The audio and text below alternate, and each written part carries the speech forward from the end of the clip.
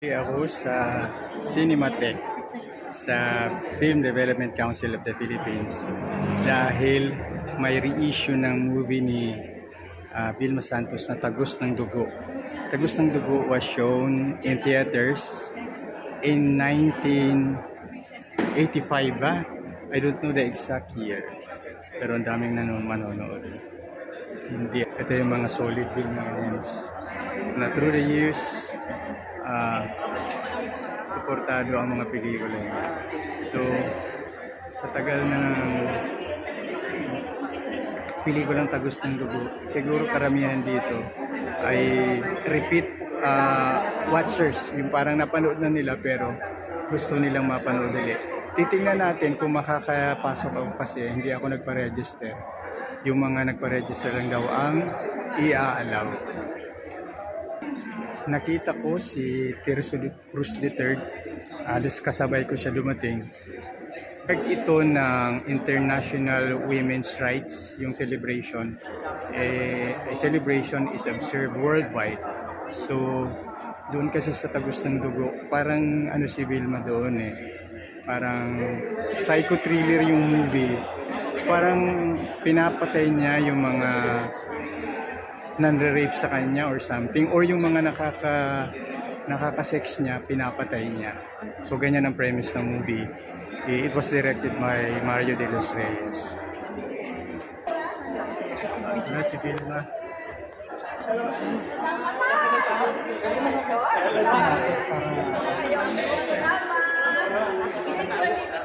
Salamat po. Hello. Ay, thank you. Salamat po. Salamat po. Thank you po. Hi, Ate B. Ate B, I love you. Ate B. Diretso sa taas.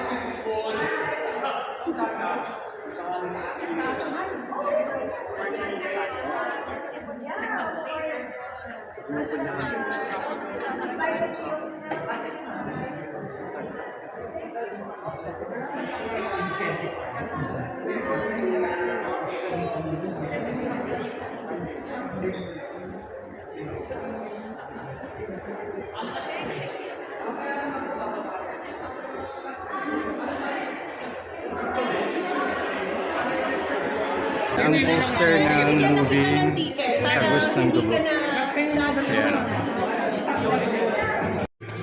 Ito ang loob ng sinehan. Swerte ko naman at nakapasok ako kahit wala akong registration. So, may mga reservation, may mga naka-reserve naman na mga hindi dumating, so binigay sa amin. So, ito ang sinehan ngayon. Nag-aantay kami ng pagbukas ng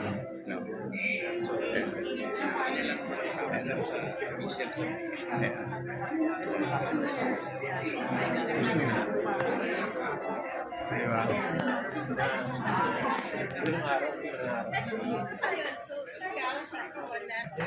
Ayan, pumasok na si Vilma. This film heritage building is a celebration,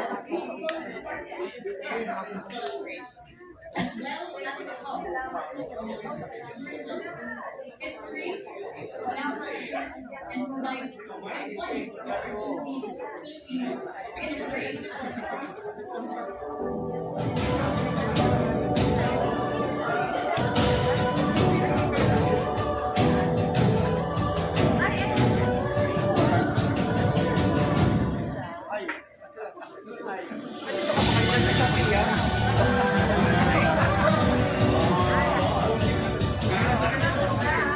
And I think it is also very important that it is located here.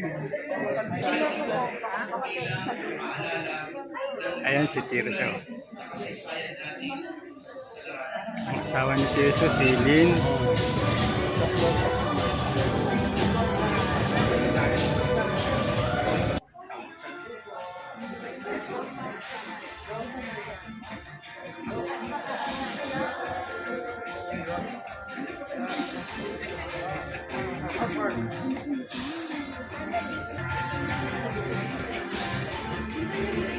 Ang Sophia Talks ay ang organizer ng pagpapalabas na ito. Yan. moderator would be Ona Trios. So, take it away, Ona. So nakita niyo yung versatility ng isang star po kasi. So, napakahirap gawin po. Sige, po kaya Ate B, we will roast you. Ang irony nito, this was directed by a man, Direct Mario J, and then written by Jake Tordesillas. So yung women empowerment po is, that's female rage. But produced by, siguro visionary din si Miss Via Hoffman. No? All the films that she produced. Ate V, yung first question, curious ako. When you read the script, ma'am, what was your first reaction? Kasi sobrang adult nung film eh. No? Pag pinanood mo yun, still way ahead of its time. Pero napaka-adult. Imagine you're having period and pumapatay ka. Yeah, thank you, Anat. Yeah. But before anything, I just want to say good afternoon to each and everyone, and thank you for giving your time to watch Tagos ng Tugo. Maraming salamat po sa oras na binigay po ninyo. Wow! Salamat po. Nako, salamat po. When I got the script, natakot ako. Parang hindi ko alam anong klaseng pelikula ito. 1987. So, inisip ko, posible pa yung ganitong klaseng pelikula? I mean, na pwedeng masira yung ulo pag nagkaka-period. Miski ako parang hindi ko maisip pa yung mga psychological film that time. Wala yun sa isip ko. But it was Direct Mario J. De Los Reyes who explained to me, siya nagpaliwanag sa akin na this is Tagos ng Dugo is a psychological drama. movie. It's kinda dark. Miski naman ako nung di ko naintindihan, dark movie. 1987. Pero what happened was, sabi niya, itong role mo rito bilang si Pina, it's going to be very challenging. Kasi 7 lalaki ang makakasama mo rito. So, hindi magiging madali ang role ni Pina. Papatayin nyo rin ang Yeah. At saka killer ako dito na every time may period. What we did was, nag-workshop po kami. Nag-workshop po kami ng 3 weekend. Armand, tama ba ako?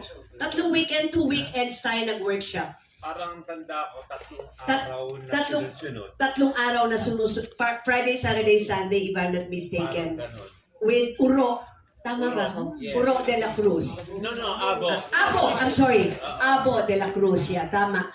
Si Direk po ay siniguro niya na magkaroon ng workshop para po ay maging komportable ako sa magiging eksena ko sa 7 lalaki. Kasi hindi madali. If you saw the film, yung mga ginawa ko, medyo nakakatakot yun. But yung sensuality na ginawa namin during the workshop, yun ay para maging komportable akong ka-eksena. Kasi hindi naman bastos sa amin personal. The character, yes. Para maging komportable ako pag sinushooting na namin. That's why, nung nag-workshop kami, nagkaroon kami ng sensuality na isa sa program. At yun ang nagpa-komportable sa akin when we were doing the shoot already. Kaya if you notice, bigay na bigay si Pina. Diba? Kasi when we were shooting it, wala nang mali siya. Wala kaming mali siya. Ang importante, magampanan ko yung role ko ng tama at mapaniwala ko yung mga tao na pwedeng pumatay ang isang babaeng katulad ni Pina because of yung background niya na she was raped when she had her first period and the background ng kanyang buhay. So, kung napanood nyo, kayong maghusga. Believable ba si Pina? Yes! So, panalo kami. Yun. Ang pinakagusto ko rito, Ate V, yung scene na yung nag-gaze ka doon sa kay Pope John Paul II, pick up the rosary from your pocket. Ano? That was a sign na merong redemption talaga yung character niya. No, there's In every movie that I do, maging kontrabida man yung role ko, ever since, kahit yung sinasamba kita, kontrabida ako doon, I see to it na may redemption sa ending. Pa akong alam na movie, kahit kontrabida ako o dark film, na ginawa ko na walang redemption sa huli. Kasi I see to it dapat kung meron. Dahil kung wala, ayoko. O dahil may mga viewers ka eh. I mean, you know, kailangan may mangyayaring maganda sa huli. Diba? Eh dito alam natin na may depresya si Pina, diba? Pero you could see yung takbo ng utak niya and perfect on it na yung even yung tingin niya kay Pope. Diba? Yun Na, ang pinaka-gusto kong ito eh, diba? Ito yung pari ito eh. Yung parang ganon kung makikita mo sa mata niya. And if I may share with you, while we were shooting that, ano na ako, Armand, pinapaliwanag na yan sa akin ni Direk Mario J. Kasi kumisan straight shot yun eh. Tama Armand. Straight shot yun, iniikot. Isang camera pa lang naman on, unlike now, you can liwanag sa akin mabuti ni Mario J. Para believable. Kasi miski ako kailangan i-explain mo, ba't ako magaganito? Pinapaliwanag niya na ito yung may attack na hindi mo alam kung ikaw si Pina or ikaw yung pwedeng babaeng pumatay.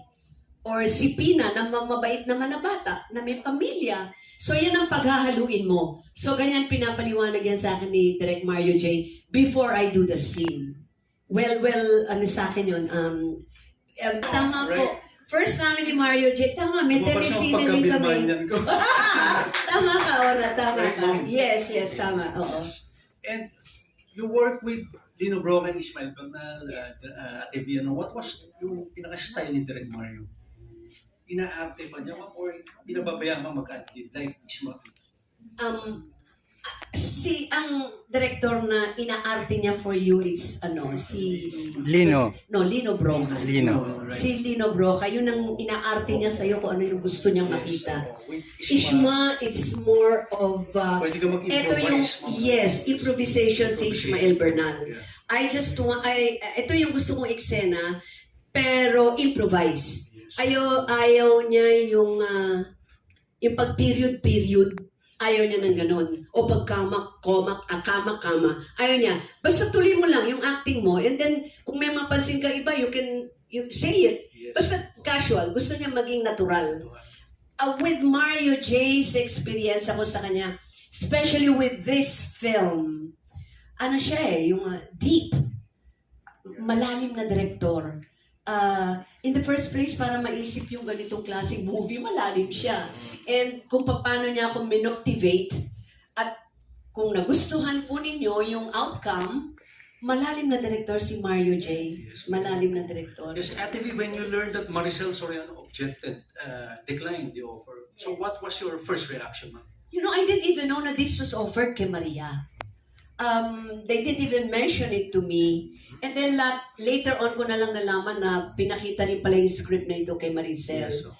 Pero the time when I was doing the film, ang alam ko akin ito. Alam ko ako si Pina. Yes. Alam ko ako si Pina. Okay. Ito kasi ako ngayon to share. Kung ano man yung natutunan ko o nalalaman ko sa industriya, happy ako na i-share yan sa mga lalo sa kabataan.